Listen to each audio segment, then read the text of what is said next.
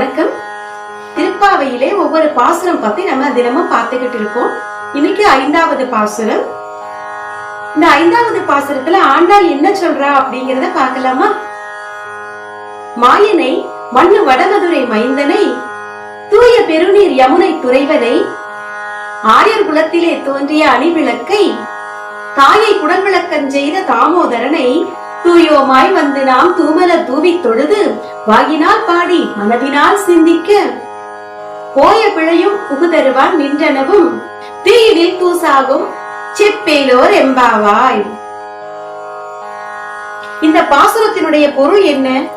மாயனை மாயக்கண்ணனை, மண்ணு வடமதுரை மைந்தனை, அதாவது ஸ்ரீவில்லிபுத்தூர்ல பகவான் எழுந்தருள் இருக்கக்கூடிய இடத்தின் பெயர் வடமதுரை.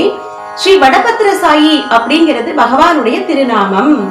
அதுதான் சொல்றா, மண்ணு வடமதுரை மைந்தனை தூய பெருநீர் யமுனை துறைவனை அப்படின்னு சொன்னா தூய்மையான நீர் பெருக்கெடுத்து ஓடக்கூடிய யமுனை நதி கரையிலே விளையாடி மகிழ்ந்தவனை, ஆயர் குலத்தில் தோன்றிய அழகான விளக்கினை, தாயை குடல் விளக்கஞ் செய்த தாமோதரனை, அதாவது தேவகியினுடைய வயிற்றிலே உதித்த தாமோதரனை தூயோமாய் வந்து நாம் தூமலர் தூவி தொழுது, அனுதினமும் காலையிலே நீராடி தூய மலர்களை கொண்டு தூவி தொழுது வாயினால் அவனுடைய நாமங்களை ஜெபித்து மனதினால் அவனை சிந்தித்து இருந்தால் நாம் அறியாமல் செய்த பிழைகள் கூட தீயிலிட்ட தூசு போல எரிந்து சாம்பலாகிவிடும் என்று செப்பேலோர் எம்பாவாய் அப்படின்னு சொல்றா ஆண்டாள்.